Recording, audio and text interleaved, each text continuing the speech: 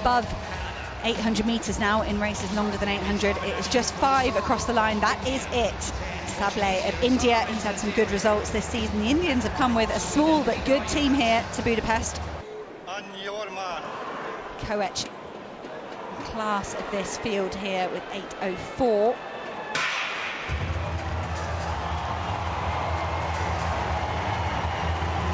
This will be our first look, like I said, about with the races that have no time qualifiers. How will that affect tactics? Now, World Athletics making the decision that it was no longer fair, if you like. If you were in a latter heat, you knew what time you had to run a qualifying time. You were at a huge disadvantage in this first heat. Dan, you used to have to run a 1500, but this rule change, it's been much talked about in the endurance community. How do you think it might go? Well, and I hope they do this at the collegiate level, and certainly each country adopts it. I like it.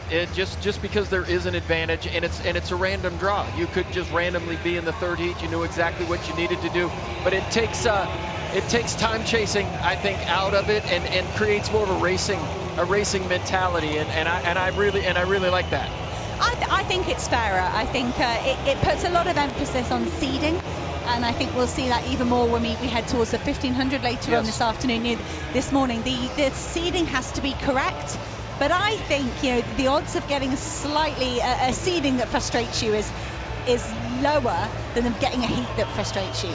Everybody in the first and second heats are kind of going, oh, I really wish I'd been in that last one. And this way, you might be bemoaning ever so slightly you've got a tough heat, but I think it's fairer, and I think it should yield the very best athletes to the final. And you think about it, Hannah, how many times have you seen, it's like all the time qualifiers came from that final heat? Exactly, that's exactly what happens. So Getnet Wale of Ethiopia content to lead at the moment. It was 67 through the first 400 meters. That's not that quick. And I think this for me is what's going to be interesting as we watch the different races unfold. It may be more again when we look towards the 1500s. If you haven't got a sprint finish, you're going to wind it up earlier on. But I'm also surprised to see these men allow Getnet Wale to lead them through quite a sedate pace. There's an opportunity here for some of these athletes to run a personal best, but instead they're letting the Ethiopian control the race from the front. Matthew Clark trying to move through on the inside, but it's hard to hurdle when you've got big groups like this. Look at these men trying to sight the hurdle in a huge group like that. They're lucky to all stay on their feet. Avinash Jonsson of Sweden again choosing just to slot in on the inside. It's good positioning from Avinash Sable of India, last year's Commonwealth Games silver medalist. He's out of trouble there on the outside. But everyone still very much in it. Not too long for these men. But Wale, he almost looks uncomfortable at this pace. It's too easy for him, it's too slow. They're going to look more proficient over the barriers as they get going. Simon Koech content to sit in second place at the moment. The Kenyan just on the shoulder, just ahead of the Australian behind Wale.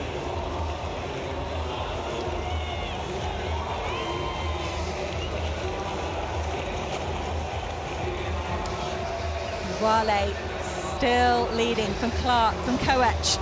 It was 2:53 through the first kilometre. Wale has led gun to take 2:53, but we could well see faster in a women's. I think we probably did see faster in a women's opening heat in Eugene. They're just starting to move now for me. Wale perhaps just starting to spread. Apologies, not in Paris, but the Kenyan stretching out. Kenya is so dominant in this event for years and years and years, and that's just slipped off in the last few years. We've seen the likes of Soufiane El Bakali and Lemecha Girma. Simon Koech will have grown up idolising many Kenyan steeplechasers, and here he is as one of the best in the world, not even putting his foot on the water barrier.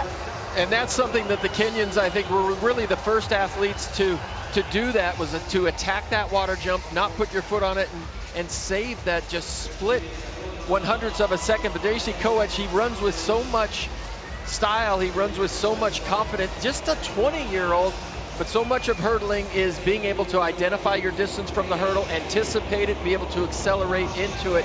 And the athletes who are the most successful are the ones who can use the barrier to put a little bit distance between themselves and their competitors.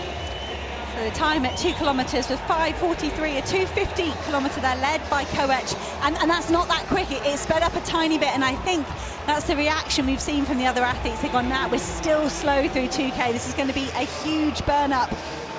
Sable of India was trying to push it on, but getting at Wale of Ethiopia is very, very experienced. He perhaps realises here he needs to get himself out of trouble. Oh, there are still a lot of men down there. First 5 will automatically qualify for the final. That is it. No time qualifiers. They are sprinting for their life here for a chance to race again in a World Championship final. And that is why they are going hell for leather down the back straight. With this race being slow, it's a tiny bit more accessible to those men that haven't run around the 8:10, under 8:10 this season. One of them at the moment, Tindoff of Morocco, is having an absolutely great run. He's just been pushed down into 3rd place, but he's put himself high up in this group. Wale takes the water jump. Koech safely over the Moroccan, battling here for 3rd place. Arce of Spain, he's having a wonderful year. You'd expect him to finish strongly, but what a move from the Canadian. He takes the last barrier supremely well. They all kick. It is going to be Wale from Ethiopia, but what a run from Jean-Simon Desagnu of Canada, and look at him punching the air. And that only happens if the race is slow.